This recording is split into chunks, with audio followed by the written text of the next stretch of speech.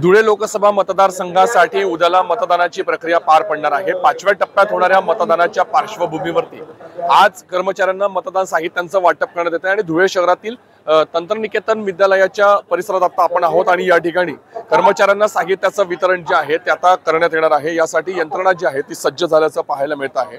5व्या टप्प्याचं मतदान प्रक्रिया जी आहे ती उद्या पार पडणार आहे आणि काल प्रचार तोफा थंडावल्याच्या नंतर आता मात्र या ठिकाणी कर्मचाऱ्यांना साहित्यांचं वाटप करण्यात येणार आहे।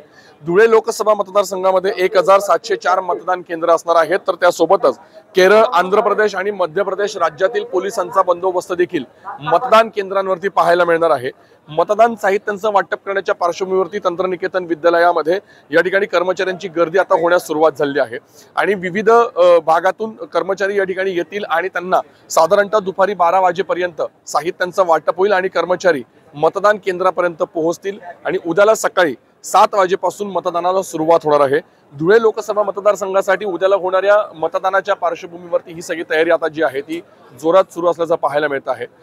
धुळे लोकसभा मतदारसंघात आपण जर बघितलं डॉक्टर सुभाष वांबरे आणि डॉक्टर शोभा बादशाह यांच्यामध्ये सरळ लढत होणार असल्याचं देखील चित्र स्पष्ट आहे आणि त्यासोबतच 18 उमेदवार सुद्धा निवडणुकीच्या रिंगणात असणार आहेत।